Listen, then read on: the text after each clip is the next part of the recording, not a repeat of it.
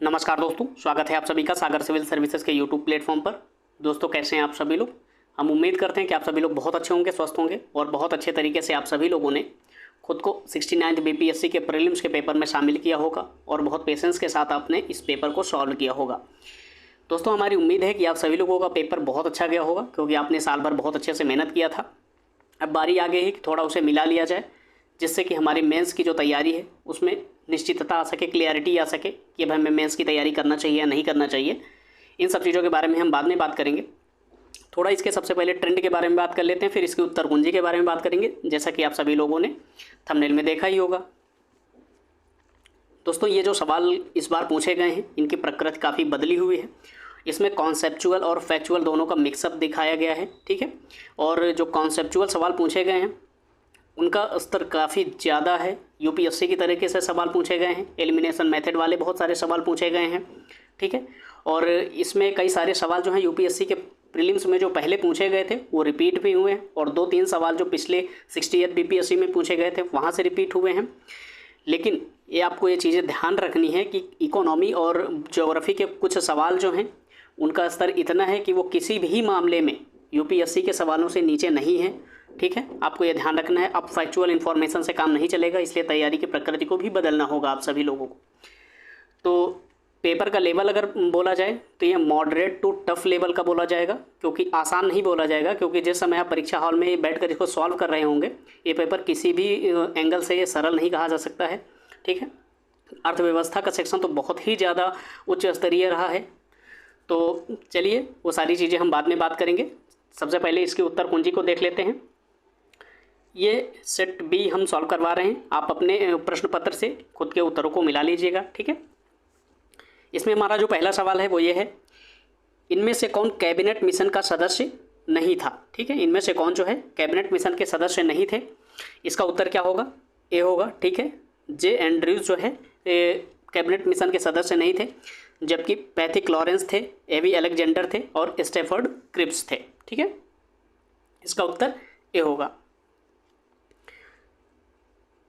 सुरक्षा वॉल्व सिद्धांत के आधार पर भारतीय राष्ट्रीय कांग्रेस की स्थापना ब्रिटिश सरकार को खतरों से बचाने के लिए थी।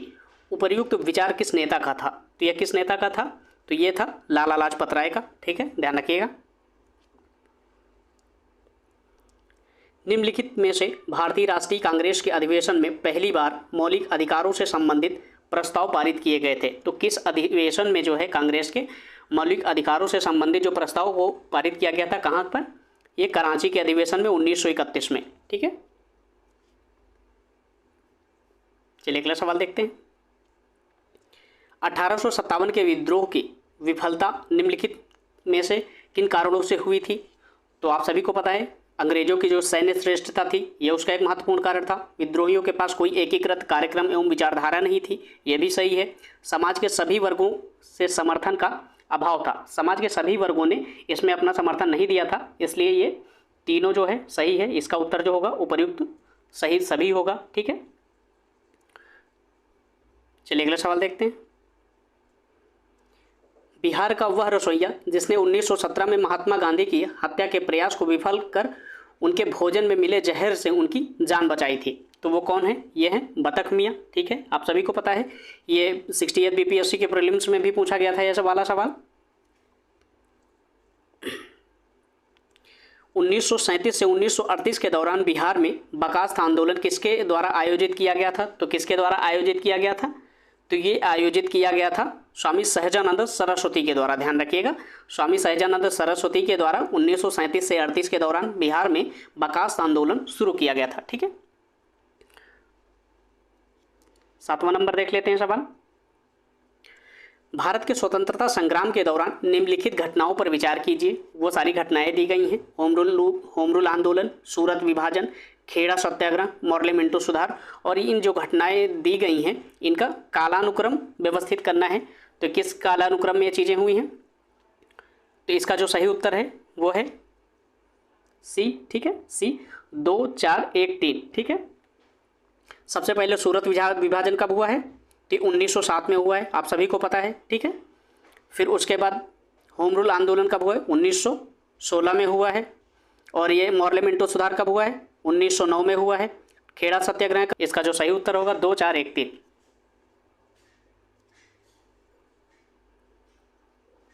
ठीक है, सी। चलिए 8वां नंबर सवाल देख लेते हैं।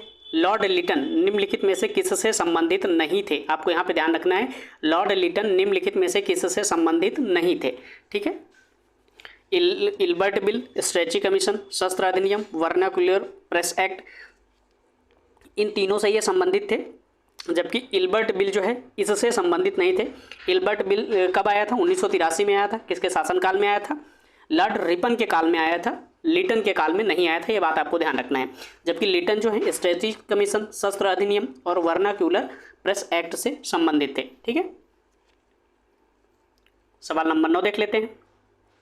बक्सर की लड़ाई के बाद किस संधि पर हस्ताक्षर किए गए थे? तो बक्सर की लड़ाई के बाद किस संधि पर हस्ताक्षर किए गए थे? आप सभी को पता है, इलाहाबाद की संधि पर। ठीक है, डच ईस्ट इंडिया कंपनी जो है ने किस वर्ष पटना में अपना कारखाना स्थापित किया था? तो कब स्थापित किया था? तो ये स्थापित किया था 1632 में। ये सवाल कई बार रिपीटेड हुआ है और बिहार स्पेशल के संदर्भ में ये सवाल बहुत बार रिपीट हो चुका है। ठीक है, निम्नलिखित में से किस आंदोलन में महात्मा गांधी ने भूख हड़ताल को हथियार के रूप में सर्वप्रथम प्रयोग किया था? तो किस आंदोलन के दौरान सर्वप्रथम भूख हड़ताल को हथियार के रूप में प्रयोग किया गया था महात्मा गांधी के द्वारा? तो ये अहमदाबाद हड़ताल, अहमदाबाद हड़ताल। ठीक है, ध्यान रखिए।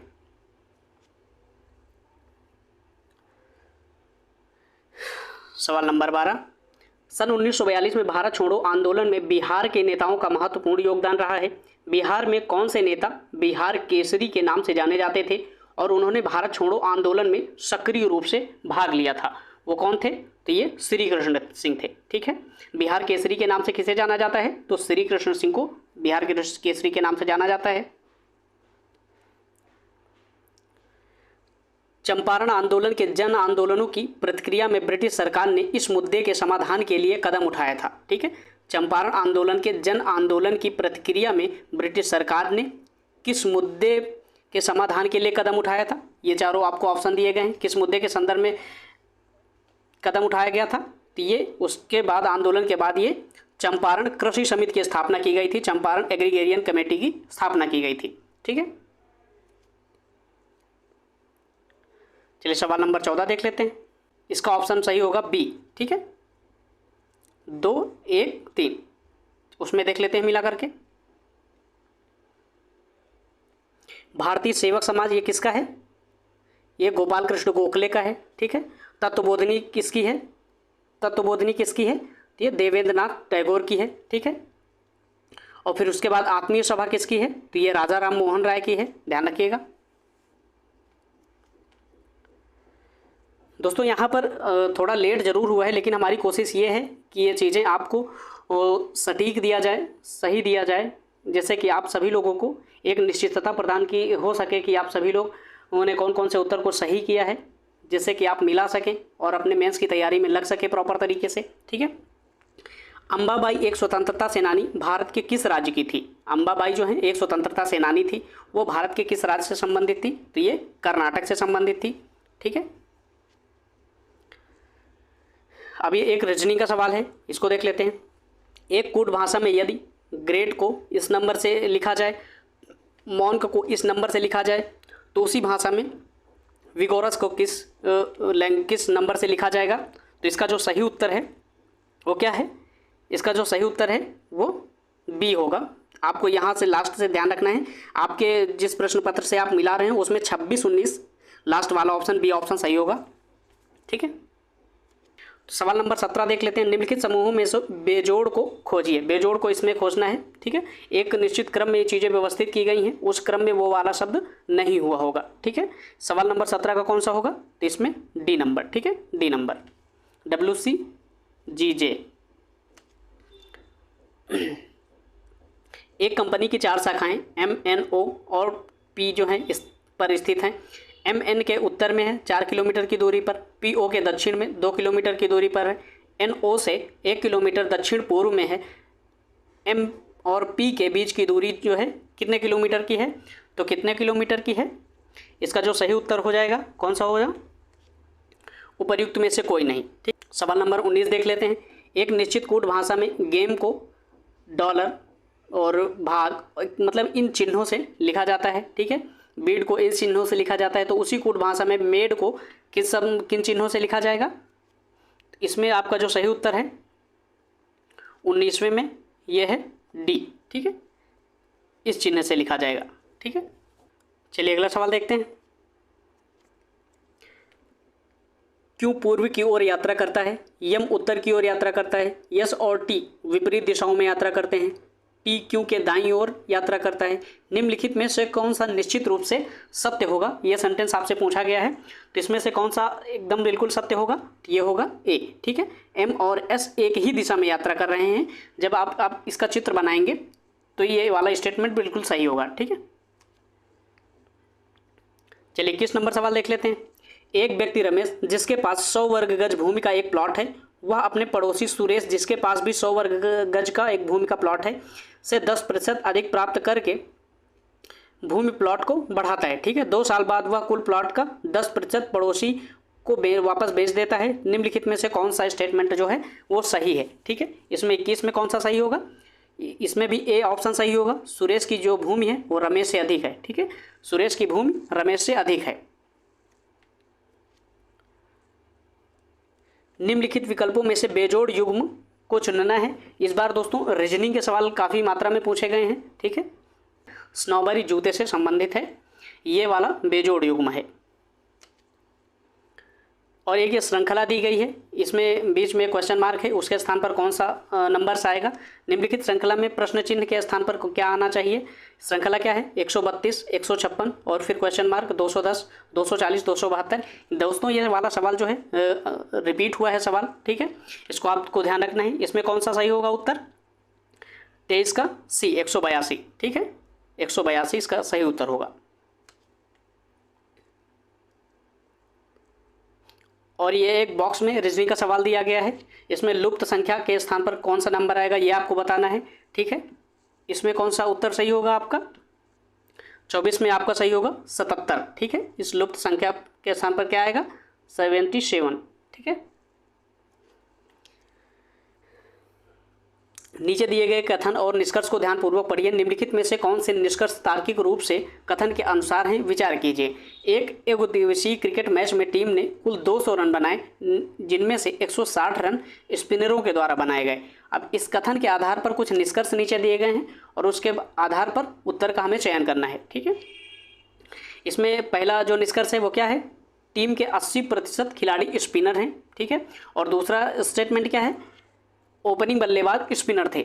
आपको ये बात ध्यान रखना है कि इस चीज़ से किसी भी रूप में ये चीज़ डिसाइड नहीं की जा सकती है कि 200 रन में से 160 रन बनाए हैं तो उसमें स्पिनर अधिक खेल रहे हैं या ओपनिंग बल्लेबाज जो हैं स्पिनर ही हैं, ठीक है।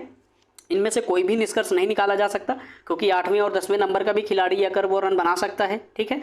और ये ज़रूरी नहीं है और कि 60% खिलाड़ी हो ही, क्योंकि रन बनाने के लिए तो एक खिलाड़ी भी काफ़ी है, ठीक है। तो इसमें आपका कौन सा उत्तर सही होगा ए, ठीक है। ना तो 1 ना तो 2। चलिए अगला सवाल देखते हैं। सवाल नंबर 26 जो है, कौन सा तरल बिजली का कुचालक है, ठीक है। यहाँ पर कुचालक पूछा गया है, कौन सा तरल बिजली का कुचालक है। तो नींबू का रस जो है ये भी सुचालक है, नमकीन पानी ये भी सुचालक है, संतरे का रस जो है ये भी सुचालक है। इसमें से आपका डी ऑप्शन सही होगा, इनमें से कोई नहीं, ठीक है। चलिए अगला सवाल देखते हैं। डीएनए की डबल हेलिक्स संरचना की खोज किसके द्वारा की गई थी। तो ये जेम्स वॉटसन और फ्रांसिस क्रिक के द्वारा की गई थी। यह सवाल भी रिपीटेड हुआ सवाल है, ठीक है।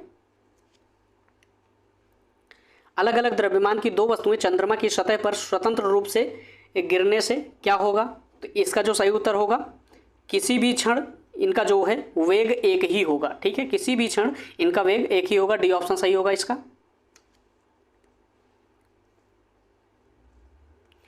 वेक्टर टीके प्रतिरोधक शक्ति प्रदान करने के लिए कैसे काम करते हैं, ठीक है। आपको ये बताना है वेक्टर टीके जो हैं प्रतिरोधक शक्ति प्रदान करने के लिए किस प्रकार काम करते हैं। तो ये किस प्रकार काम करते हैं, तो ये किसी कमज़ोर या निष्क्रिय वायरस को शरीर में प्रवेश कराकर, ठीक है, किसी कमज़ोर या निष्क्रिय वायरस को शरीर में प्रवेश कराकर इसके काम करने की जो प्रक्रिया है वो काम करती है इस तरह से। सवाल नंबर 30 देखते हैं। लगातार नई परत जोड़ने वाली प्रक्रिया निम्नलिखित में से कौन सी है? लगातार नई परत जोड़ने वाली प्रक्रिया जो है निम्नलिखित में से कौन सी है? वो कौन सी है? तो है समुद्र तल का फैलाव। समुद्र तल के फैलाव के साथ किस प्रकार से नई परत जुड़ती है? आपको पता है, जब अपसारी प्लेटें होती हैं, जब एक दूसरे की विपरीत दिशाओं में गति करती हैं तो उनके बीच में भ्रंशन की प्रक्रिया हो जाती है और उसी से वो मैग्मा है जो लावा सतह पर निकल के आता है और ठंडा होता है, तो एक नई परत का निर्माण होता है। इस चीज़ से आपको इसको ध्यान रखना था। चलिए सवाल नंबर 31 देखते हैं। भूपटल के टुकड़े मेंटल की गति द्वारा निरंतर धीमी गति से प्रवाहित होते रहते हैं, इस सिद्धांत को क्या कहा जाता है? भूपटल के जो टुकड़े हैं मेंटल की में गति से निरंतर धीमी गति से प्रवाहित होते रहते हैं, इस सिद्धांत को क्या कहा जाता है? तो इस सिद्धांत को क्या कहा जाता है? तो यह है प्लेट टेक्टोनिक सिद्धांत। ठीक है, प्लेट टेक्टोनिक सिद्धांत। सवाल नंबर 32 देखते हैं। mRNA पद का विस्तारित रूप क्या है जो महामारी की शुरुआत से ही व्यापक रूप से चर्चा में रहा है? तो अभी आपको mRNA के बारे में फुल फॉर्म बताना है इसका। RNA के बारे में तो आप सभी को पता होगा, राइबोन्यूक्लिक एसिड होता है, लेकिन mRNA है उसमें जो M का है संबंध है वो मैसेंजर से संबंधित है। ध्यान रखिएगा, मैसेंजर राइबोन्यूक्लिक एसिड। इसमें ऑप्शन कौन सा सही होगा? बी। एसी करंट को कैसे उत्पन्न करते हैं? आपको ध्यान रखना है, एसी करंट को कैसे उत्पन्न करते हैं। ये थोड़ा द्वंद्वात्मक सवाल है, कई हिसाब से इसका उत्तर डी होना चाहिए, क्योंकि एक एसी करंट को उत्पन्न कैसे किया जाता है? तो एक अल्टरनेटर के द्वारा उत्पन्न किया जाता है और ये विद्युत चुंबकीय जो प्रेरण फैराडे का विद्युत चुंबकीय का जो प्रेरण का सिद्धांत है उस पर आधारित है।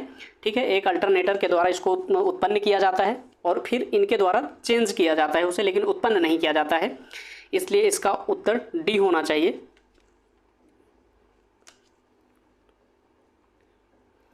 धारा घनत्व होता है, धारा घनत्व होता है विमाहीन, एक अदिश राशि है, एक सदिश राशि है, उपर्युक्त में से कोई नहीं। धारा घनत्व जो होता है वह एक अदिश राशि है, आपको ध्यान रखना है, धारा घनत्व जो है वो एक अदिश राशि है। ठीक है, चलिए अगला सवाल देखते हैं। मेडिकल केमिस्ट्री में दवाओं का वर्गीकरण किस आधार पर सबसे अधिक उपयोगी है? मेडिकल केमिस्ट्री में दवाओं का वर्गीकरण जो है किस आधार पर सबसे अधिक उपयोगी है? तो किस आधार पर सबसे अधिक उपयोगी है? तो रासायनिक संरचना के आधार पर। ठीक है, रासायनिक संरचना के आधार पर।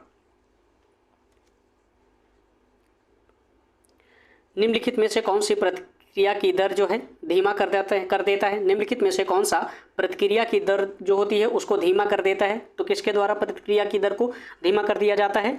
तो उपर्युक्त में से किसी के द्वारा नहीं, क्योंकि उत्प्रेरक के द्वारा वो बढ़ाया जाता है। वर्धक, उत्प्रेरक, वर्धक आपको शब्द से ही पता चल रहा होगा। उत्प्रेरक की चीज़ें बढ़ाई जाती हैं, समांगी उत्प्रेरक ये भी बढ़ाता है। उपर्युक्त में से कोई नहीं, इसका सही ऑप्शन होगा डी।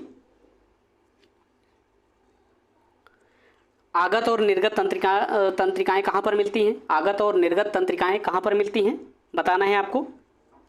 ये केंद्रीय तंत्रिका तंत्र में मिलती हैं। ठीक है, सी ऑप्शन सही होगा इसका।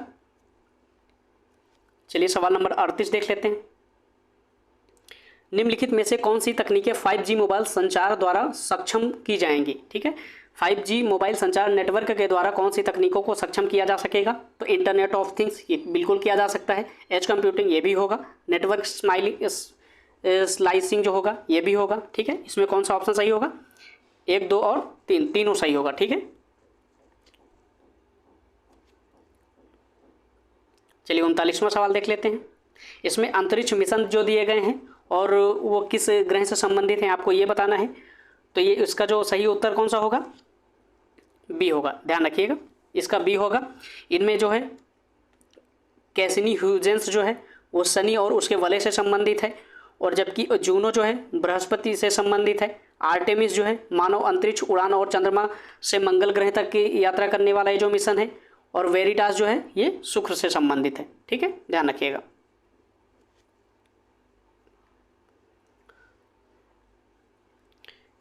एक तरफ कपड़ा और उसकी जो है उत्पत्ति किस से होती है आपको ये ध्यान रखना है। तो ये सवाल जो पूछा गया है इसका सही उत्तर क्या होगा?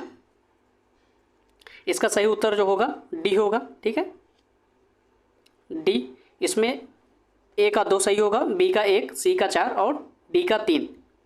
चलिए आपको उसमें से मिलाकर दिखा देते हैं।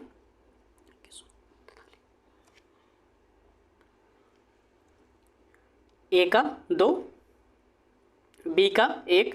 जटा जो है वो नारियल के पौधे से बनाया जाता है, ठीक है। लिनेन जो है वो सन के पौधे से बनाया जाता है।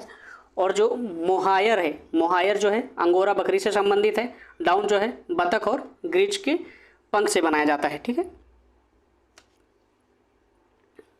सवाल नंबर 41 देख लेते हैं। निम्नलिखित कथनों पर विचार कीजिए।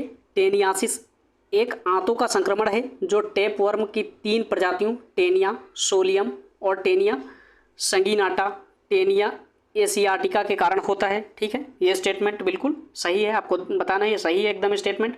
जब मस्तिष्क में सिस्ट विकसित हो जाते हैं तो इस स्थिति को न्यूरोसिस्टोरकोसिस कहा जाता है, ये भी बिल्कुल सही है। इसमें आपका ए ऑप्शन सही होगा, 1 और 2 दोनों सही होंगे। चलिए 42 नंबर सवाल देख लेते हैं। कंप्यूटर की भाषाएं कौन सी हैं? तो कंप्यूटर की भाषाओं के बारे में पूछा गया है। तो ये कोबरा, पाइथन, स्क्विलर और जावा, ये चारों जो हैं कंप्यूटर की भाषाएं हैं। इसमें से आपका डी ऑप्शन सही होगा, उपर्युक्त में से सभी, ठीक है। चलिए अगला सवाल देखते हैं। हाल ही में समाचारों में देखी गई चैट जीपीटी में जीपीटी का पूर्ण रूप क्या है? अभी हाल ही में चर्चा में रहा है चैट जीपीटी, इसके लिए आपसे जीपीटी का पूर्ण रूप पूछ लिया गया है। तो जीपीटी का पूर्ण रूप क्या है? तो ये जेनरेटिव प्रीटेंड ट्रांसफार्मर, ठीक है। जेनरेटिव प्रीटेंड ट्रांसफार्मर जो है इसका सही उत्तर है ए ऑप्शन।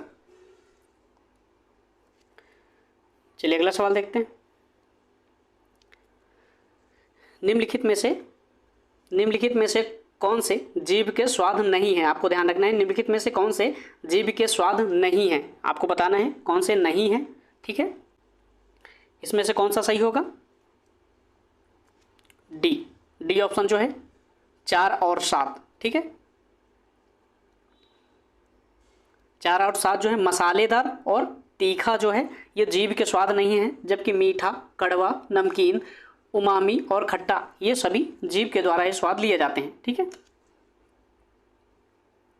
दोस्तों सवाल थोड़ा बड़े बड़े हैं, इसलिए आपको एक ही स्क्रीन पर देखने में थोड़ी सी समस्या हो रही होगी, और ठीक है। निम्नलिखित में से कौन से जोड़े सही सुमेलित हैं? आपको बताना है कौन से जोड़े सही सुमेलित हैं। तो इसमें कौन कौन से जोड़े सही सुमेलित हैं? तो इसमें डिस्पनिया जो है सांस की तकलीफ से संबंधित, ये भी बिल्कुल सही है, ठीक है। एनोस्मिया जो है गंध की आंशिक या पूर्ण हानि से संबंधित है, ये भी सही है। जबकि एनोरेक्सिया जो है ये गलत है, नींद से संबंधित नहीं है। इंसोम्निया जो है खाने का विकार है, ये भी गलत है। आपको इसमें ए ऑप्शन सही मिलेगा, ठीक है। 3 और 4। ब्रह्मांड में पल्सर क्या है? आपको बताना है कि ब्रह्मांड में पल्सर क्या है। तो क्या है? तो ये है किसी तारे का विस्फोट। ध्यान रखिएगा, किसी तारे का विस्फोट से संबंधित है ब्रह्मांड में जो पल्सर है। डी ऑप्शन सही होगा इसका।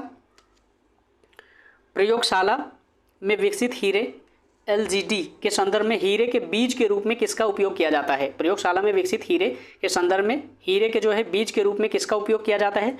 तो किसका उपयोग किया जाता है ये आप सभी को पता होगा। ये ग्रेफाइट का इस्तेमाल किया जाता है, ठीक है, क्योंकि ग्रेफाइट जो है कार्बन का अपर रूप है, हीरा भी कार्बन का अपर रूप है, ठीक है। बुलेट प्रूफ जैकेट बनाने के लिए किसका उपयोग किया जाता है? कौन से फाइबर का उपयोग किया जाता है, ठीक है। तो बुलेट प्रूफ जैकेट बनाने के लिए किस फाइबर का उपयोग किया जाता है? तो ये किया जाता है केवलर का, ठीक है। केवलर जो है एक प्रकार का फाइबर है, इसका उपयोग किया जाता है बुलेट प्रूफ जैकेट बनाने में, ठीक है। चलिए 49 नंबर सवाल देख लेते हैं। HMX का पूर्ण रूप क्या है? HMX का पूर्ण रूप क्या है? इसमें जो है HMX का जो फुल फॉर्म है उसमें एक भी सही होगा, ठीक है। हाई मेल्टिंग एक्सप्लोजिव और हरमेस्टीज जो है एक्सप्लोजिव, ये दोनों सही होंगे। इसमें जो आपका ए ऑप्शन सही होगा उसमें 1 और 4 दोनों के जो स्टेटमेंट हैं 1 नंबर और 4 नंबर के दोनों सही होंगे, ठीक है। इसमें ये आपका ए ऑप्शन सही होगा। दोस्तों पूरी तरीके से स्लाइड दिखाई नहीं देती है, इसकी वजह से थोड़ा मुश्किल हो जाता है ऑप्शन को डिसाइड करने में। अक्टूबर 2022 में लॉन्च किए गए टेस्ला के ह्यूमनॉइड रोबोट का नाम क्या है? अक्टूबर 2022 में टेस्ला के द्वारा एक रोबोट को लॉन्च किया गया था, ह्यूमनॉइड रोबोट को लॉन्च किया गया था, उसका नाम क्या है ये आपको बताना है। तो इसकी क्या नाम है इसका, ऑप्टिमिस। ठीक है, ऑप्टिमिस जो है टेस्ला के द्वारा ह्यूमनॉइड रोबोट को लॉन्च किया गया था। चलिए 51वां नंबर सवाल देख लेते हैं। मैनहट्टन परियोजना क्या है। मैनहट्टन परियोजना जो है वो क्या है, यह एक अनुसंधान और विकास उपक्रम है जिससे पहले परमाणु हथियार का उत्पादन किया गया है। ठीक है, मैनहट्टन परियोजना के अंतर्गत एक अनुसंधान एवं विकास उपक्रम है ये एक प्रकार का, और जिसने पहले परमाणु हथियार का उत्पादन किया था। ठीक है, ये बी ऑप्शन आपका सही होगा। दोस्तों सारे ऑप्शंस को नहीं पढ़ा जा रहा है क्योंकि काफ़ी लंबे लंबे ऑप्शन है तो टाइम ज़्यादा लग जाएगा इससे। ठीक है, आपको अपने मुख्य उत्तर पता चल जाए बस। अवतल दर्पण द्वारा बनाया गया प्रतिबिंब वास्तविक, उल्टा और वस्तु के आकार के बराबर होता है। वस्तु की स्थिति कैसी होनी चाहिए। ठीक है, यानी कि आपको उस दर्पण के सामने कहाँ पर वस्तु को रखना चाहिए जिससे कि आपको प्रतिबिंब जो है वास्तविक, उल्टा और वस्तु के आकार के बराबर मिलना चाहिए। तो कहाँ पर रखना चाहिए आपको ये, तो ये आपको रखना चाहिए वक्रता केंद्र पर। ठीक है, वक्रता केंद्र पर रखने पर आपको ये तीनों स्थितियां एक साथ प्राप्त होंगी अवतल दर्पण में। चलिए सवाल नंबर 52 देख लेते हैं। फोटो इलेक्ट्रिक सेल एक ऐसा उपकरण है जो कि, ठीक है, किस प्रकार की ऊर्जा को किस प्रकार की ऊर्जा में परिवर्तित करता है, प्रकाश ऊर्जा को विद्युत ऊर्जा में बदलता है। ठीक है, ध्यान रखिएगा, फोटो इलेक्ट्रिक सेल जो है प्रकाश ऊर्जा को विद्युत ऊर्जा में बदलता है। बी ऑप्शन इसका सही होगा।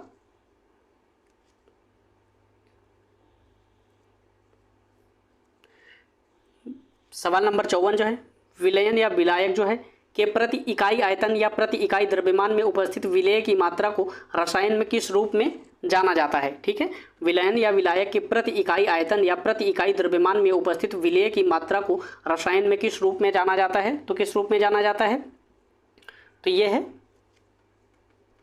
विलेय का संगठन। ठीक है, विलेय का संगठन जो है उसके रूप में इसको जाना जाता है। बी ऑप्शन इसका सही होगा। सवाल नंबर 55 देख लेते हैं। कोविड टीकाएं प्रतिरक्षी प्रक्रिया को कैसे उत्तेजित करते हैं। ठीक है, कोविड टीकाएं जो हैं प्रतिरक्षी प्रक्रिया को किस प्रकार से उत्तेजित करती हैं, तो ये है जीवित क्षीण SARS-CoV-2 वायरस प्रवेश करा के। ठीक है, जीवित या क्षीण जो है SARS-CoV-2 वायरस को प्रवेश करवा के, इसका बी ऑप्शन जो है सही होगा। 56 नंबर सवाल देखते हैं। निम्नलिखित में से कौन सा जानवर सिंधु घाटी सभ्यता के लोगों को पता नहीं था। मतलब सिंधु घाटी सभ्यता के संदर्भ में लोग जो थे वो किस जानवर से अपरिचित थे। ठीक है, पता नहीं था, और किस जानवर से अपरिचित थे, तो ये है घोड़ा। ठीक है, घोड़ा से अपरिचित थे, जबकि हाथी और बैल से परिचित थे। निम्नलिखित में से कौन सा यूनेस्को विश्व धरोहर स्थल नहीं है। कौन सा यूनेस्को का जो है विश्व धरोहर स्थल की सूची में शामिल नहीं है, तो कौन है, वो है इंडिया गेट। इंडिया गेट जो है यूनेस्को की विश्व धरोहर स्थलों की सूची में शामिल नहीं है। A option. भारतीय संविधान में राज्य के नीति निर्देशक सिद्धांत की अवधारणा को किस देश के संविधान से लिया गया है। तो किस देश के संविधान से लिया गया है, तो ये आयरलैंड के संविधान से लिया गया है। आप सभी को पता है नीति निर्देशक तत्व जो हैं वो आयरलैंड के संविधान से ग्रहण किए गए हैं। इसमें ए ऑप्शन सही होगा आपका।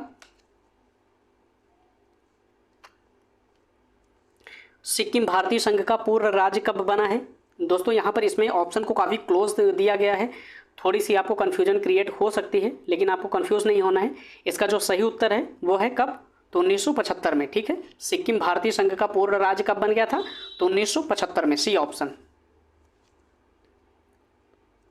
निम्नलिखित में से कौन सी जो है मुद्रा सबसे महंगी है। कौन सी मुद्रा जो है सबसे महंगी है, आपको उनके बारे में बताना है। US dollar, euro, pound sterling, उपयुक्त में से कोई नहीं। ठीक है, कौन सी है इसमें, पाउंड स्टर्लिंग जो है सबसे महंगी मुद्रा है। बिहार सरकार ने किस वर्ष तक कार्बन उत्सर्जन को कम करके बिहार राज्य को प्रदूषक मुक्त बनाने की योजना बनाई है। तो कब तक बनाई है ये, तो ये है 2047 तक। ठीक है, चलिए 62 नंबर सवाल देखते हैं। शिप ब्रेक टूरिज्म के संदर्भ में सूची रीफ, एमिसॉल और ग्रैंडे द्वीप पर भारतीय जल में जहाज़ों के जो है मलबे का पता लगाया गया है। ये स्थान कहाँ पर हैं, तो ये स्थान कहाँ पर हैं, तो ये जो हैं गोवा के तट के बाहर हैं। गोवा तट के जो है बाहर हैं। आपका इसमें बी ऑप्शन सही होगा। ठीक है, G20 के संदर्भ में एक सवाल पूछा गया है। G20 सदस्य प्रतिनिधित्व करते हैं वैश्विक GDP का लगभग 85%। ठीक है, वैश्विक व्यापार का लगभग 50% और विश्व की लगभग 2/3 जनसंख्या। ये सवाल जो है एज इट इज़ यूपीएससी में पिछले वर्षों में पूछा गया सवाल है, ठीक है। यहाँ पर भी पूछा गया है ये चीज़ें। तो इसमें कौन सा सही होगा? 1 और 3 जो है वो सही होगा, जबकि 50% व्यापार को धारित नहीं करता है ये, जबकि ये G20 के जो सदस्य देश हैं वो 85% तक जीडीपी को, वैश्विक जीडीपी का निर्वहन करते हैं और 2/3 जनसंख्या इनमें लगभग निवास करती है, ठीक है, G20 के देशों में। रूस के वैगनर भाड़े के सैनिकों का जो समूह है उसके मुखिया कौन है? रूस में एक वैगनर भाड़े के जो सैनिकों का समूह है उसके मुखिया कौन है? तो ये कौन है? तो ये हैं येवेगनी प्रिगोजिन, ठीक है, येवेगनी प्रिगोजिन। ये सी ऑप्शन इसमें सही होगा आपका।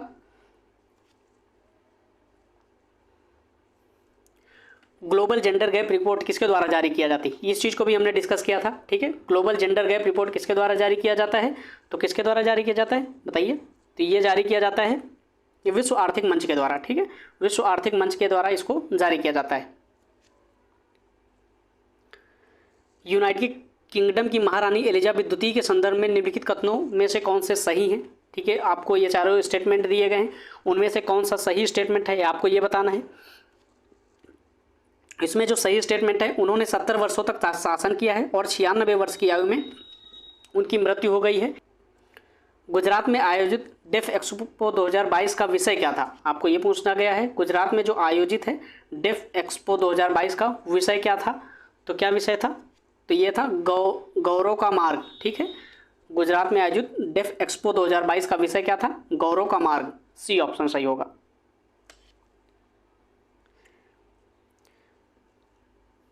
थार्डिंग्यूट महोत्सव का 3 दिवसीय उत्सव किस देश में मनाया गया है? थार्डिंग्यूट जो महोत्सव है ये 3 दिवसीय उत्सव भी हाल ही में किस देश में मनाया गया है? तो किस देश में मनाया गया है? तो ये मनाया गया है म्यांमार में। ध्यान रखिएगा, थार्डिंग्यूट महोत्सव जो है म्यांमार में मनाया गया अभी। व्हाइट हाउस के संदर्भ में कुछ सवाल पूछा गया है। व्हाइट हाउस के संबंध में निम्नलिखित कथनों पर विचार करना है।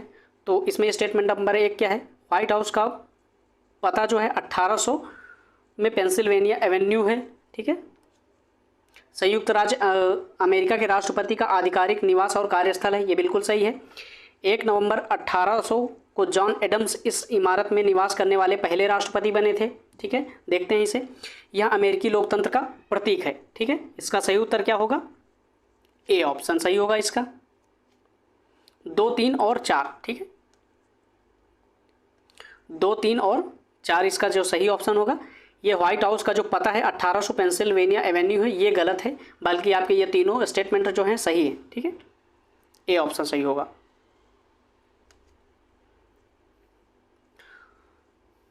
नेट मीटरिंग के संदर्भ में सवाल पूछा गया, यूपीएससी में पूछा गया सवाल था पीछे। नेट मीटरिंग के संदर्भ में कभी कभी समाचारों में रहा है, ये किसके प्रचार के संदर्भ में देखा जाता है इसे? तो किसके प्रचार के संदर्भ में देखा जाता है? तो इसे यह एक जो है बिलिंग तंत्र है जो सौर ऊर्जा प्रणाली मालिकों को ग्रिड में जोड़ी गई बिजली का श्रेय देता है। यानी कि आप अपनी जो बिजली है, अपने सौर ऊर्जा के द्वारा जो आप बिजली उत्पादित करते हैं, आप अपने यूज़ की बिजली को खर्च कर लें और उसके अलावा जो आपके पास एक्स्ट्रा बिजली बचती है उसको आप बेच सकते हैं। नेट मीटरिंग के संदर्भ में यह एक प्रकार का मैकेनिज्म है। चलिए 71 नंबर का सवाल देख लेते हैं। इसमें एक तरफ रंग दिया गया है और उनका संयोजन किसके किसके द्वारा वो बनाया जाता है, तो इसको देखना है आपको। इसमें जो है आपका कौन सा ऑप्शन सही होगा? इसमें आपका बी ऑप्शन सही होगा, ठीक है, बी ऑप्शन। गहरे समुद्र में डूबने वाली पनडुब्बी का नाम क्या है जो टाइटैनिक जहाज के पोतावशेष की जो है यात्रा के दौरान फट गई थी? अभी आपको पता होगा टाइटैनिक जहाज को देखने के लिए एक पनडुब्बी गई थी, उस पनडुब्बी का नाम क्या है ये पूछा गया है। उस पनडुब्बी का नाम क्या है? टाइटन, ठीक है। ये टाइटन पनडुब्बी है जो अभी टाइटैनिक जहाज़ को देखने के लिए गई थी और वहाँ पर और दुर्घटना का शिकार हो गई थी ये। जूते फैशन सहायक एक प्रकार से सामग्री दी गई है और ये इनका विवरण एक तरफ दिया गया है, इनको आपको मिलाना है, ठीक है। उसके आधार पर कोड का चयन करना है।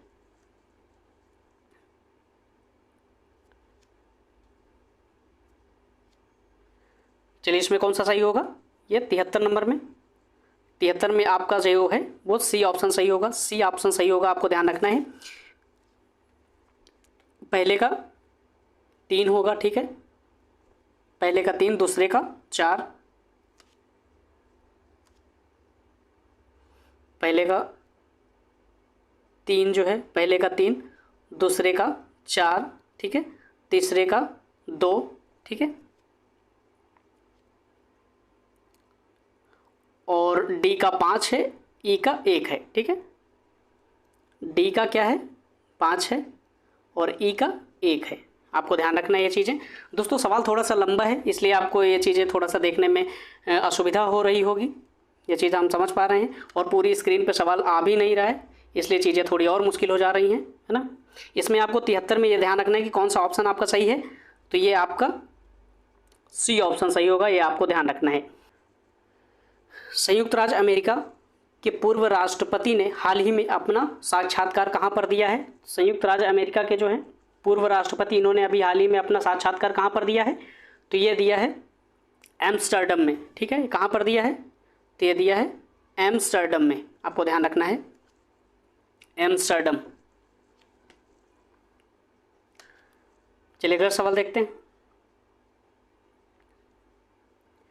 खेल के संदर्भ में निम्नलिखित में से कौन से जोड़े सुमेलित हैं? ठीक है, सही सुमेलित हैं कौन कौन से जोड़े? तो इसमें आपका कौन सा उत्तर सही होगा?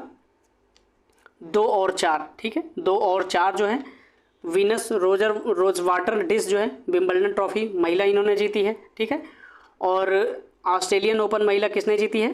तो डफ ने ऑखुर्स्ट मेमोरियल कप इन्होंने जीता है, ठीक है। ये आपके 2 और 4 ऑप्शन जो है आपको सही है, आपको अपने प्रश्न पत्र में इसको मिला लेना है। इसका जो ऑप्शन है वो ए सही होगा। गृह मंत्रालय ने नवंबर 2022 को देश की कितनी भाषाओं की फील्ड वीडियोग्राफी के साथ भारतीय भाषा में मातृभाषा में सर्वेक्षण करवाया है? तो ये कितनी भाषाओं में करवाया है? तो ये 576 भाषाओं में करवाया गया है। ये 68 बीपीएससी का प्रीलिम्स का सवाल पूछा गया था ये, ठीक है। किस राज्य सरकार ने भारत में गिद्धों के संरक्षण के लिए राष्ट्रीय कार्यवाही द्वारा प्रस्तावित गिद्ध संरक्षण के लिए राज्य स्तरीय समिति का शुभारंभ किया है? तो किसने किया है? 77 का भी तमिलनाडु राज्य ने ऐसा किया है। द कैप्टिव नस्ल एशियाई विशालकाय कछुए मनोरिया जो है एमिस की मुख्य भूमि एशिया में सबसे बड़ी कछुआ प्रजातियों में से एक है। हाल ही में भारत के किस राष्ट्रीय उद्यान में इन्हें छोड़ा गया है? ठीक है, 10 कैप्टिव नस्ल जो है कछुए की एक प्रजाति है। अभी हाल ही में भारत में इन्हें किस राष्ट्रीय उद्यान में छोड़ा गया है? तो किस राष्ट्रीय उद्यान में छोड़ा गया है? तो इन्हें नतांगकी राष्ट्रीय उद्यान में, ध्यान रखिएगा, नतांगकी राष्ट्रीय उद्यान में इन्हें अभी हाल ही में छोड़ा गया है। बी ऑप्शन सही होगा इसका। चलिए 79वां नंबर सवाल देख लेते हैं। हाल ही में किस देश ने फिर से अरुणाचल प्रदेश को भारत का एक अभिन्न अंग घोषित किया है? तो किसने किया है? तो यूएसए ने, ठीक है, यूएसए ने भारत का अभिन्न अंग अरुणाचल को बताया है। भारत के रुद्राक्ष बाला साहेब पाटिल ने काहिरा में ISSF वर्ल्ड चैंपियनशिप में पुरुषों की 10 मीटर एयर राइफल में कौन सा पदक जीता है? तो कौन सा पदक जीता है इन्होंने? तो ये जीता है स्वर्ण पदक, ठीक है, ध्यान रखिएगा। राष्ट्रीय शिक्षा नीति 2020 किस ग्रेड से व्यावसायिक शिक्षा को मुख्य धारा की शिक्षा में एकीकृत करने पर जोर देती है? तो किस ग्रेड की शिक्षा? तो ये जो है ग्रेड 6 से व्यावसायिक शिक्षा को मुख्य धारा की शिक्षा में जोड़ने के लिए बात करती है, ठीक है। भारत ने किस देश के साथ आर्थिक सहयोग और व्यापार समझौते पर हस्ताक्षर किए हैं? अभी हाल ही में भारत ने किस देश के साथ आर्थिक सहयोग और व्यापार पर समझौते पर हस्ताक्षर किए हैं? तो किस देश के साथ किया है? तो यह किया है ऑस्ट्रेलिया के साथ, ठीक है, ध्यान रखिएगा, ऑस्ट्रेलिया के साथ। चलिए अगला सवाल देख लेते हैं, 83 नंबर। सहज भाषा अधिनियम निम्नलिखित में से किस देश द्वारा हाल ही में पारित किया गया है? ठीक है, जिसमें सरकारी अधिकारियों को आधिकारिक दस्तावेजों और वेबसाइटों को सरल और आसानी से समझ में आने वाली अंग्रेजी भाषा का उपयोग करने की आवश्यकता होती है। तो किस देश ने यह अधिनियम पारित किया है, सहज भाषा अधिनियम? तो ये पारित किया गया है न्यूजीलैंड के द्वारा, ठीक है, न्यूजीलैंड ने अभी अपने यहाँ पर सहज भाषा अधिनियम को पारित किया है। चलिए अगला सवाल देखते हैं। दुनिया के पहले पादप परागकणों जिन्हें टिलियाडेम्बिस कहा जाता है।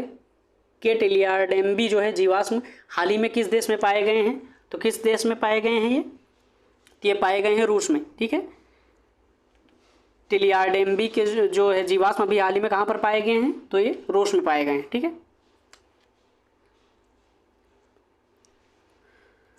सुर्खियां बटोरने वाले लिस्बन घोषणा पत्र जो है किस इकाई के संरक्षण के से संबंधित है? तो किससे संबंधित है? तो ये संबंधित है महासागर के संरक्षण से संबंधित है। आपको पता है लिस्बन घोषणा पत्र जो है किसके संरक्षण से संबंधित है? तो महासागर के। D option.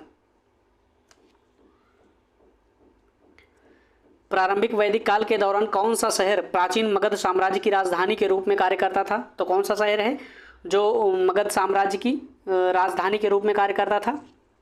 तो वो है राजगृह। ठीक है, ध्यान रखिएगा राजगृह। चलिए 87वां नंबर देख लेते हैं सवाल। वर्नाक्यूलर प्रेस एक्ट के बारे में निम्नलिखित में से कौन से कथन सही हैं? पहला कथन क्या है? इसे लॉर्ड लिटन द्वारा अधिनियमित किया गया था। इसे गैंगिंग अधिनियम के रूप में भी जाना जाता है। इस अधिनियम को लॉर्ड रिपन ने निरस्त कर दिया था। आपको वर्नाक्यूलर प्रेस एक्ट के बारे में तीनों स्टेटमेंट ध्यान रखना है और उसके बारे में कौन सा स्टेटमेंट सही है आपको यह चयन करना है इसका। तो इसमें कौन सा सही होगा? ये तीनों सही होंगे। ठीक है, ध्यान रखिएगा तीनों सही हैं। ये ऑप्शन इसका सही होगा। चलिए अगला सवाल देखते हैं। लॉर्ड मेयो के 1870 के संकल्प के बारे में निम्नलिखित में से कौन से कथन सही हैं? ठीक है, कौन से कथन हैं? केंद्रीय और प्रांतीय वित्त को विभाजित करने वाला यह पहला कदम था, बिल्कुल सही है। प्रांतीय सरकारों को कुछ सेवाएं प्रशासित करने का अधिकार दिया गया था, यह भी स्टेटमेंट बिल्कुल सही है। ये दोनों सही हैं। इसने मौजूदा असमानता को सुधार करने का प्रयास किया था, ये गलत है। ठीक है, ध्यान रखिएगा। इसने प्रांतों की वास्तविक आवश्यकताओं पर ध्यान केंद्रित किया था, ये भी गलत है। इसमें 1 और 2 जो हैं वो सही हैं। देख लेते हैं इसमें कोड के आधार पर क्या दिया गया है। हाँ, इसमें जो है बी ऑप्शन सही है। 1 और 2 स्टेटमेंट वो हैं, सही है। राजनीति की प्रारंभिक पुस्तक नीति सार किसके द्वारा लिखी गई है? राजनीति की जो प्रारंभिक पुस्तक है नीति सार वह किसके द्वारा लिखी गई है? तो किसके द्वारा लिखी गई है? तो ये लिखी गई है कामंदक के द्वारा। ठीक है, कामंदक के द्वारा लिखी गई है नीति सार।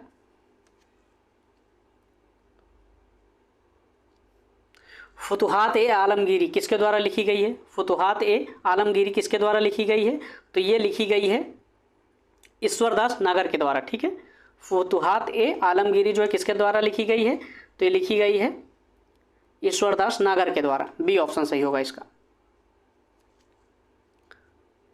चीनी स्रोत के अनुसार श्रीलंका के शासक मेघवर्मन ने गया में बौद्ध मंदिर बनाने की अनुमति के लिए निम्नलिखित में से किस गुप्त राजा के पास मिशनरी को भेजा था? तो किसके पास भेजा था? तो ये समुद्रगुप्त के पास भेजा था। ठीक है, ध्यान रखिएगा सी ऑप्शन इसका सही होगा। कब जो है बिहार पहली बार ब्रिटिश शासित भारत के तहत बंगाल प्रेसिडेंसी से अलग हुआ? ध्यान रखिएगा यहाँ पर बंगाल प्रेसिडेंसी से कब अलग हुआ था बिहार? तो ये कब अलग हुआ था? तो ये अलग हुआ था 1912 में। ठीक है, ध्यान रखिएगा।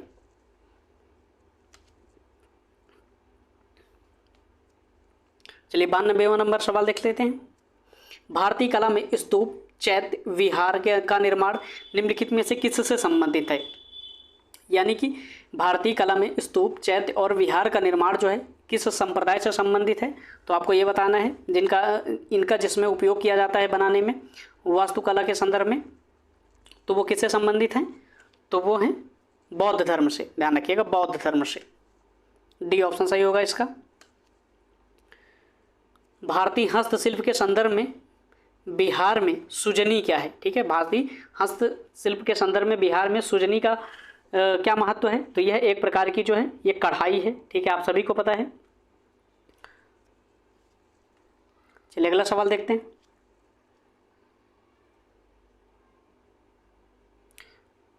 बिहार में विक्रमशिला विश्वविद्यालय के संदर्भ में निम्नलिखित कथनों पर विचार कीजिए। स्टेटमेंट दिए गए हैं। यह बिहार के वर्तमान बांका जिले में स्थित है। ठीक है, इसकी स्थापना पाल वंश के राजा गोपाल प्रथम ने की थी। बौद्ध धर्म का वज्रयान संप्रदाय यहाँ फला और फूला था।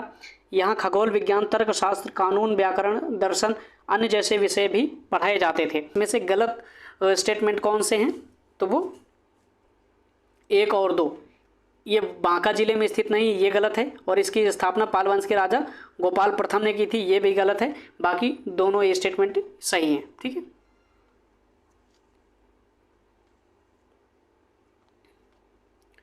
निम्नलिखित कथनों पर विचार कीजिए।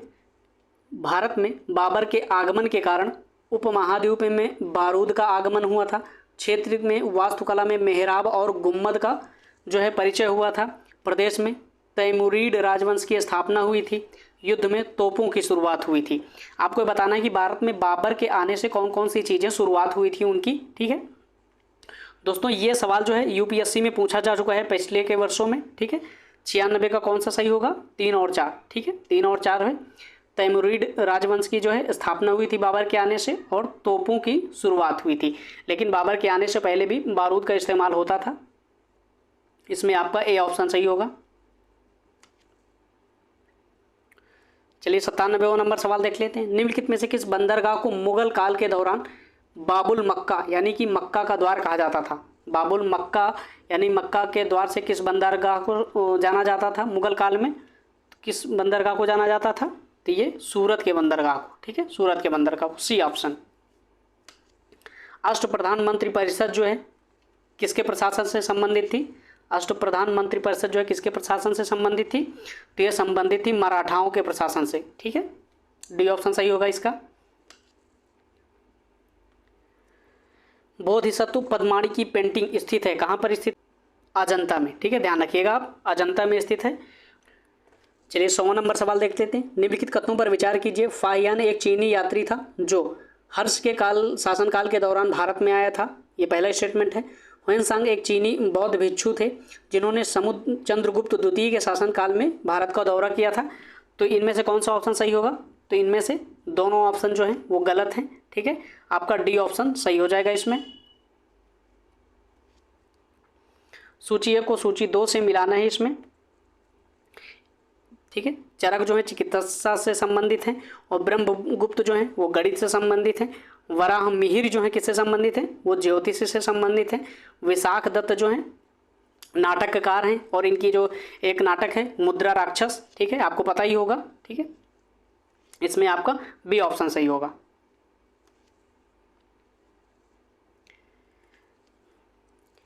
इनमें से किसने भारत में फारसी त्यौहार नवरोज की शुरुआत की थी? किसके द्वारा भारत में फारसी त्यौहार जो है नवरोज की शुरुआत की गई थी? तो किसके द्वारा किया गया था? तो ये बलबन के द्वारा किया गया था। इसमें आपका डी ऑप्शन सही हो जाएगा। नाथपंथियों सिद्धों और योगियों ने भक्ति धर्म को किस क्षेत्र में लोकप्रिय बनाया था?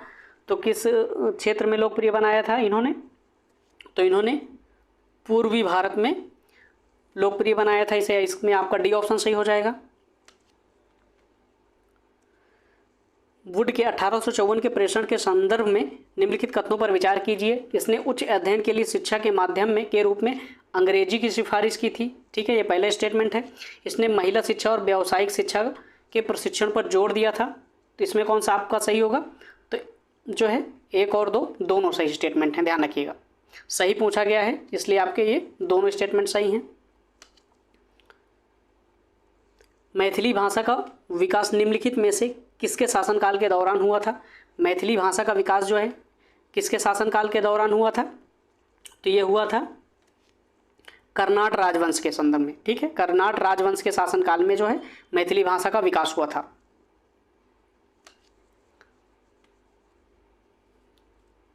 चलिए 106 नंबर सवाल देख लेते हैं। ग्लोब पर 1 डिग्री के अंतराल पर खींची गई अक्षांश रेखाएं कितनी हैं? यानी कि जब हम ग्लोब पर 1 डिग्री के अंतराल पर अक्षांश रेखाओं को खींचते हैं तो कुल मिलाकर वो कितनी रेखाएं हो जाती हैं? इसमें आपका ए होगा। ठीक है 179।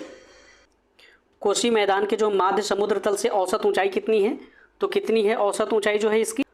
चलिए अगला सवाल देखते हैं। कोसी मैदान की जो माध्य समुद्र तल से औसत ऊंचाई कितनी है? वो 30 मीटर है। ठीक है 30 मीटर। चलिए अगला सवाल देखते हैं। किस पठार पर कर्क रेखा और भारतीय मानक समय रेखा एक दूसरे को काटती हैं? तो किस पठार पर काटती हैं? ये पठार कहाँ पर स्थित है? तो ये जो है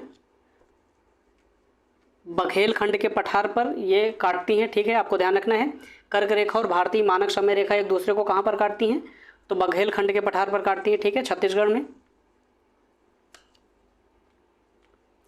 उत्तराखंड का कौन सा जिला तिब्बत सीमा से नहीं लगा है? ठीक है उत्तराखंड का जो है कौन सा जिला है जो तिब्बत के साथ सीमा को साझा नहीं करता है? तो कौन सा जिला है वो? तो वो है अल्मोड़ा। ठीक है अल्मोड़ा।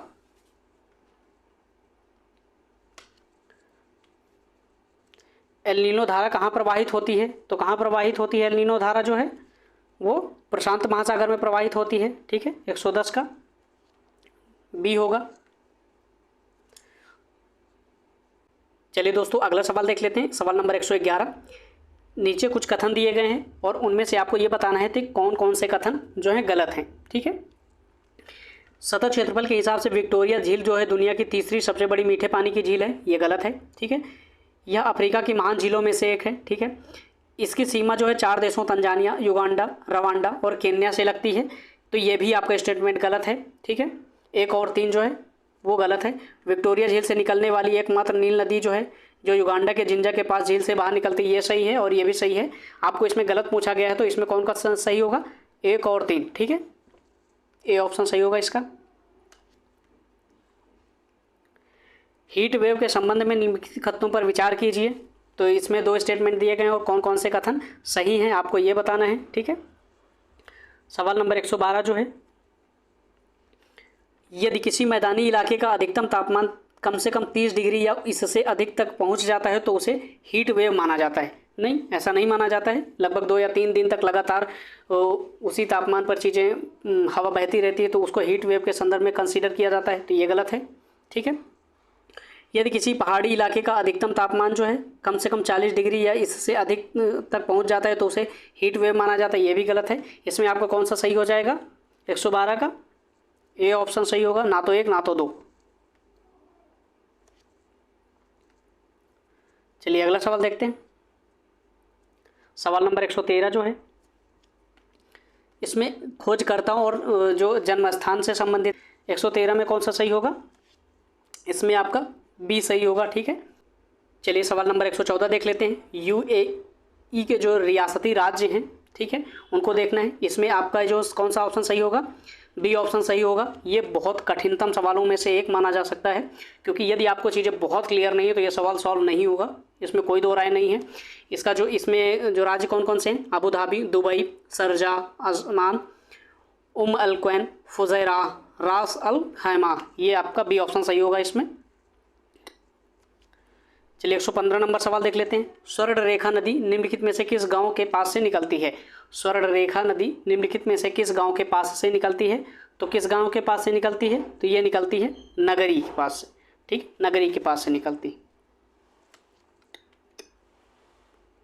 निम्नलिखित में से कौन सा राष्ट्रीय उद्यान वन्य या वन्यजीव अभ्यारण्य जो है बिहार में स्थित है? कौन सा राष्ट्रीय उद्यान या वन्यजीव अभ्यारण्य जो है बिहार में स्थित है? तो कौन सा है? तो ये इसमें का आपका बी ऑप्शन सही होगा।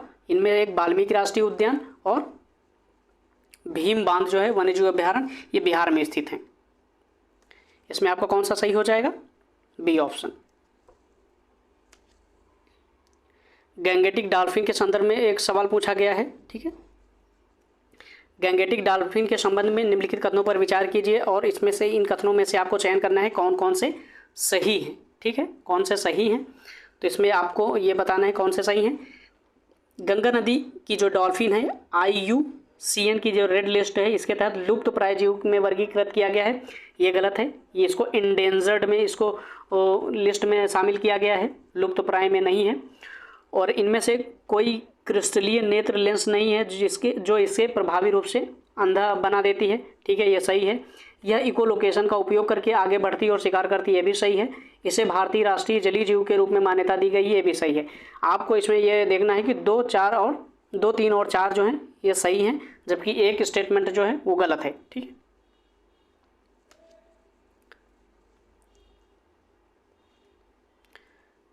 गंडक नदी का दूसरा नाम पूछा गया है। गंडक नदी का दूसरा नाम क्या है? तो गंडक नदी का दूसरा नाम क्या है? तो ये है नारायणी। ठीक है, बिहार के निम्नलिखित में से किस जिले में सोना पाया जाता है? बिहार के किस जिले में सोना पाया जाता है? तो कहाँ पर सोना पाया जाता है? तो ये पाया जाता है जमुई में। ध्यान रखिएगा, सर्वाधिक सोना बिहार में कहाँ पाया जाता है? तो ये जमुई में पाया जाता है। चलिए अगला सवाल देखते हैं, सवाल नंबर 120। त्रिवेणी नहर का निर्माण निम्नलिखित में से किस नदी पर किया गया है? तो त्रिवेणी नहर जो है किस नदी पर बनाई गई है? तो किस नदी पर बनाई गई है? तो ये बनाई गई है गंडक नदी पर। ध्यान रखिएगा, इसमें डी ऑप्शन सही होगा। अभिकथन और जो है कारण दिए गए हैं, क्या ये उनकी व्याख्या करते हैं? नहीं, इस पर आधारित एक स्टेट सवाल है। घाना तट पर सोने के समृद्ध प्लेजर जमाव पाए जाते हैं और ब्राज़ील में सोने की सिराएं पाई जाती हैं, ये कथन है। और किसी समय ये महाद्वीप अटलांटिक तट के एक साथ संयुक्त थे, ठीक है, ये बिल्कुल सही है। तो इसमें आपको ध्यान रखना है, दोनों सही हैं और व्याख्या भी करते हैं, ठीक है। इसमें बी ऑप्शन सही होगा 121 का।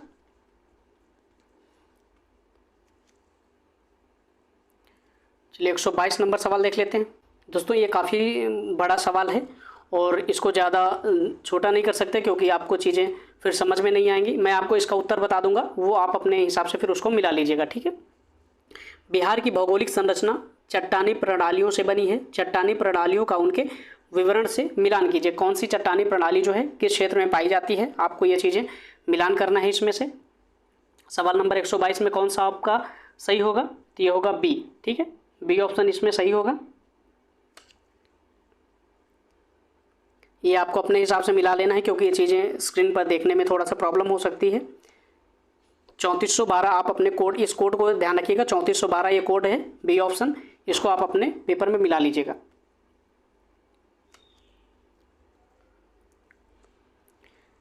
सवाल नंबर 123 देखते हैं। निम्नलिखित में से कौन सा समुद्री जैव विविधता के दृष्टिकोण से दुनिया का सबसे समृद्ध क्षेत्र है, जिसमें ज्वार नदमुख, समुद्र तट, निकट तटीय पर्यावरण के जंगल, समुद्री घास, प्रवाल भित्तियां, नामक दलदल एवं मैंग्रोव के साथ 21 द्वीप पाए जाते हैं, ठीक है। कहाँ की बात की जा रही है? ये मन्नार की खाड़ी बायोस्फीयर रिजर्व की बात की जा रही है। इसमें आपका बी ऑप्शन सही हो जाएगा। 90 डिग्री पूर्वी देशांतर पर स्थित थिम्पू भूटान की जो राजधानी है का स्थानीय समय निर्धारित कीजिए। जब ग्रीनविच यानी कि दोपहर के समय 12 बजे हैं, उस समय कितना बजेगा? तो ये आपको कितना, इसमें कौन सा उत्तर सही होगा 124 का? तो इसमें आपका बी सही। चलिए 125 नंबर सवाल देख लेते हैं। निम्नलिखित में से कौन सा कथन जो है वो सही है? कौन सा कथन सही है? तो ये जो है अभ्रक जो है कोडरमा में पाया जाता है, ये स्टेटमेंट बिल्कुल सही है। बाकी स्टेटमेंट जो है त्रुटिपूर्ण है। चलिए 126वां नंबर सवाल देख लेते हैं। राजनीतिक दल और उनकी स्थापना के वर्ष के संदर्भ में आपको मिलाना है ये चीज़ें। इसमें आपका कौन सा ऑप्शन सही होगा? बी, ठीक है। भारतीय कम्युनिस्ट पार्टी मार्क्सवादी कब बनी थी? 1964 में, ठीक है। और उसके बाद भारतीय कम्युनिस्ट पार्टी जो है ये कब बनी थी? ये बनी थी 1925 में, ठीक है। और बहुजन समाज पार्टी कब बनी थी? ये बनी थी 1984 में। ऑल इंडिया तृणमूल कांग्रेस कब बनी थी? AITC जो है वो कब बनी थी? तो वो बनी थी 1998 में, ठीक है, ध्यान रखिएगा इसे। इसमें बी ऑप्शन आपका सही होगा। किस अनुच्छेद के अंतर्गत अध्यक्ष सदन के किसी सदस्य को उसकी मातृभाषा में बोलने की इजाज़त दे सकता है? यानी कि सदन का जो अध्यक्ष है किस अनुच्छेद के तहत जो है सदस्य को उसकी मातृभाषा में बोलने का अधिकार दे सकता है, इजाज़त दे सकता है? तो किस अनुच्छेद के तहत? तो ये है 120(1) के तहत, अनुच्छेद 120(1) के तहत, सी ऑप्शन इसका सही होगा। कोलेजियम प्रणाली के बारे में एक सवाल पूछा गया है, स्टेटमेंट दिए गए हैं, उसके आधार पर आपको बताना है, ठीक है। सुप्रीम कोर्ट कोलेजियम एक 5 सदस्यीय निकाय है जिसकी अध्यक्षता भारत के मौजूदा मुख्य न्यायाधीश CJI करते हैं और उस समय इसमें न्यायालय में कार्यरत 4 अन्य वरिष्ठतम न्यायाधीश शामिल होते हैं। स्टेटमेंट नंबर 1 है ये। और उसके बाद संसद ने विधि द्वारा कोलेजियम प्रणाली का आरंभ किया है, ये आपको बताना है। उच्चतम न्यायालय और उच्च न्यायालय के न्यायाधीशों की नियुक्ति कोलेजियम प्रणाली के माध्यम से की जाती है, ये बताना है। कोलेजियम प्रणाली की शुरुआत वर्ष 1993 में न्यायाधीश PN भगवती के ऐतिहासिक फर्स्ट जज मामले के उपलक्ष्य में की गई थी। तो इसमें से कौन कौन से स्टेटमेंट जो हैं वो सही हैं, आपको ये बताना है। तो इसमें से जो है 1 और 3, ठीक है, ये वाले स्टेटमेंट सही हैं और बाकी दोनों स्टेटमेंट जो हैं वो त्रुटिपूर्ण हैं, आपको ध्यान रखना है। इसमें ए ऑप्शन आपका सही होगा, ठीक है। चलिए देखते हैं सवाल नंबर 129 जो है। भारतीय संविधान के 42वें संविधान संशोधन के संबंध में निम्नलिखित कथनों पर विचार कीजिए। इसने प्रस्तावना में जो है 3 शब्द जोड़े हैं, वो शब्द कौन कौन से हैं? समाजवाद, धर्मनिरपेक्ष और अखंडता को, ठीक है। आपको इसमें बताना क्या क्या, ये चीज़ें ध्यान रखना है। इसमें से आपको गलत बताना है, कौन कौन से गलत स्टेटमेंट हैं, ध्यान रखिएगा। ये बिल्कुल सही है। इसने संविधान में 8 मौलिक कर्तव्य जोड़े हैं, ये गलत है। इसने नए निदेशक सिद्धांत जोड़े हैं, यानी कि 39A, 43A और 47A, ये भी गलत है। इसके द्वारा राष्ट्रपति को चुनाव आयोग के परामर्श से राज्य विधानसभाओं या मंडलों के सदस्यों को अयोग्य घोषित करने का अधिकार दिया गया है, ठीक है, ये सही है, ठीक है, ये सही है। बाकी 2 और 3 जो स्टेटमेंट हैं वो गलत हैं। इसमें से आपका कौन सा ऑप्शन सही हो जाएगा, ये डी ऑप्शन सही हो जाएगा, ठीक। चलिए सवाल नंबर 130 देख लेते हैं। किसी समुदाय को अनुसूचित जनजाति के रूप में घोषित करने के लिए आवश्यक विशिष्टताएं कौन कौन सी हैं। आदिम लक्षणों के जो संकेत हैं, ठीक है, ये बिल्कुल सही है। विशिष्ट संस्कृति, ये भी ज़रूरी है। बड़े पैमाने पर समुदाय के साथ संपर्क में श्रम, ये भी सही है। पिछड़ापन और भौगोलिक अलगाव, ये चारों स्टेटमेंट जो हैं ये बिल्कुल सही हैं। ये चारों जो है संकेतों के रूप में इनको देखा जाता है। चलिए सवाल नंबर 131 देख लेते हैं। भारतीय संविधान में मौलिक अधिकारों के विचारों का संदर्भ किस देश से लिया गया है, तो किस देश से लिया गया है, तो संयुक्त राज्य अमेरिका से लिया गया है। ये आपका सी ऑप्शन सही हो जाएगा। भारतीय संविधान के किस अनुच्छेद द्वारा अस्पृश्यता को समाप्त किया गया है, तो किस अनुच्छेद के द्वारा अस्पृश्यता को समाप्त किया गया है, तो ये अनुच्छेद 17 के तहत इसको समाप्त किया गया है। डी ऑप्शन सही होगा। उच्च न्यायालय में न्यायाधीशों की संख्या निर्धारित करने का अधिकार निम्नलिखित में से किसके पास है, राष्ट्रपति के पास, ठीक है, ध्यान रखिएगा। चलिए अगला सवाल देखते हैं। 5वीं अनुसूची किस विशिष्ट समूह के लोगों के शासन और हितों की सुरक्षा से संबंधित है। 5वीं अनुसूची जो है किस विशिष्ट समूह के लोगों के शासन और हितों की सुरक्षा से संबंधित है, तो ये है अनुसूचित जनजाति समूह के, ठीक है। भारतीय सर्वोच्च न्यायालय ने किस मुकदमे में सबसे पहले संविधान के मूल ढांचे का सिद्धांत दिया है, तो किस में दिया है, तो केशवानंद भारती बनाम केरल राज्य, इसमें आपका बी ऑप्शन सही हो जाएगा, ठीक है। चलिए सवाल नंबर 136 देख लेते हैं। आर्थिक सर्वेक्षण 2023 के अनुसार निम्नलिखित में से कौन सा या से जो है कथन भारत में प्रत्यक्ष विदेशी निवेश की प्रवृत्ति के का जो है वर्णन करते हैं, तो कौन से स्टेटमेंट हैं जो वर्णन करते हैं 136 में, 2 और 4, ठीक है। ये महामारी से पहले के स्तर की तुलना में इसमें वृद्धि हुई है, ठीक है, ये, और कमज़ोर वैश्विक आर्थिक स्थिति के कारण इसमें कमी आई है। ये दोनों स्टेटमेंट जो हैं वो सही हैं, ये आपको ध्यान रखना है। इसमें आपका सी ऑप्शन सही हो जाएगा, 2 और 4 का।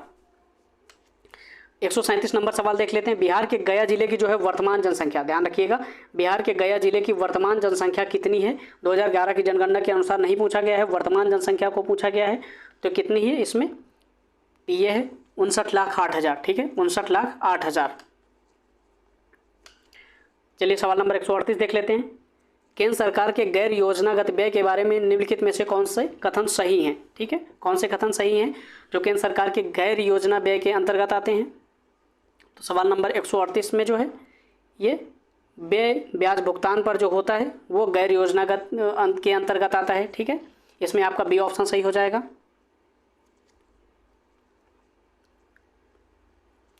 सवाल नंबर 139 देखते हैं। वैश्वीकरण और भारत पर इसके प्रभाव के बारे में निम्नलिखित में से कौन से कथन सही नहीं है, ठीक है, वैश्वीकरण और भारत पर इसके प्रभाव के बारे में निम्नलिखित में से कौन से कथन सही नहीं है। इसमें का पहला स्टेटमेंट क्या है, निर्यात में वृद्धि आयात में वृद्धि से अधिक है, ठीक है, इसने वस्तुओं और सेवाओं में व्यापार का विस्तार किया है, ठीक है, इससे प्रत्यक्ष विदेशी निवेश का जो है प्रवाह बढ़ा है और उपयुक्त में से कोई नहीं। इसमें से आपको ये बताना है कौन सा कथन जो है वो सत्य नहीं है, ठीक है, ध्यान रखिएगा।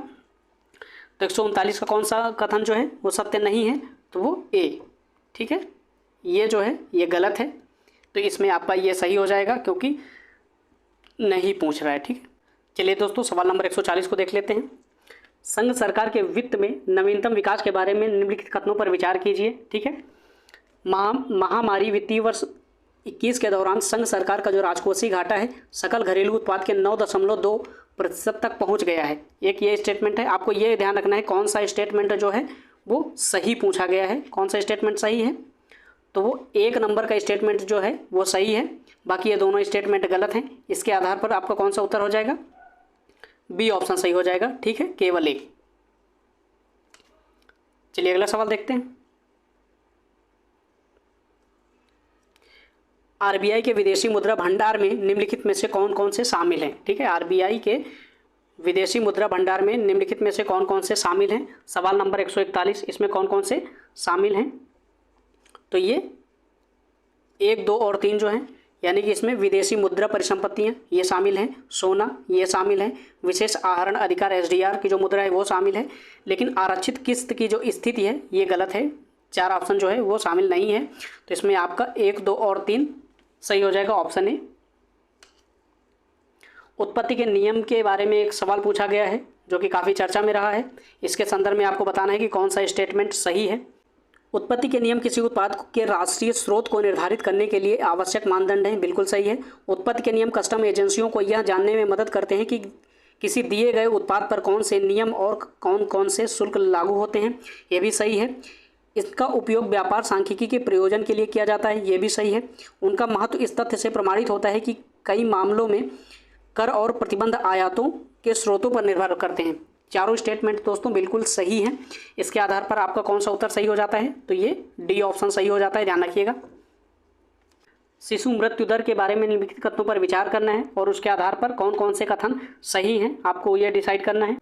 यह शिशु के जन्म दर से लेकर ठीक 1 वर्ष की आयु के बीच मृत्यु की संभावना जो प्रति 10,000 जीवित जन्मों पर व्यक्त की जाती है, ये गलत है। 10,000 पर नहीं, 1,000 पर, ठीक है। वर्ष 1950 में शिशु मृत्यु दर जो है 189.6 थी, ठीक है। और वर्ष 2019 में शिशु मृत्यु दर कितनी है? ये दोनों स्टेटमेंट जो हैं 2 और 3 ये सही हैं, ठीक है। और नंबर 4 स्टेटमेंट क्या है? रजिस्ट्रार जनरल ऑफ इंडिया के सैंपल रजिस्ट्रेशन के बुलेटिन के अनुसार उत्तर प्रदेश 2019 में सबसे अधिक शिशु मृत्यु दर वाला राज्य था। ये भी स्टेटमेंट जो है ये गलत है, ठीक है।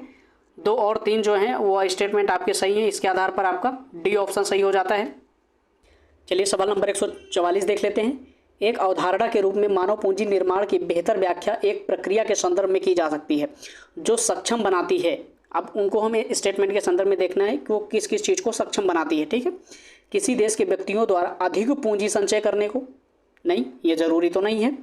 ज्ञान में वृद्धि करने को, ठीक है, ये भी ज़रूरी नहीं है।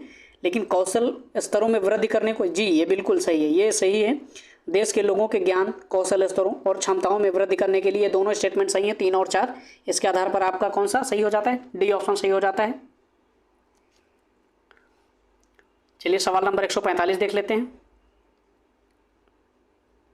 इसमें आपको बताना है कौन कौन से स्टेटमेंट सही हैं, ठीक है।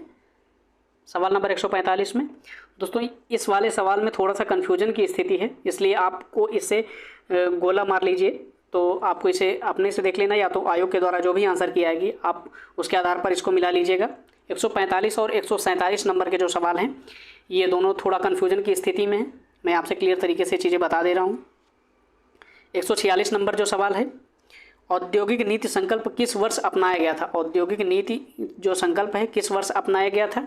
तो किस वर्ष अपनाया गया था? तो ये 1956 में अपनाया गया था, ये बी ऑप्शन सही होगा।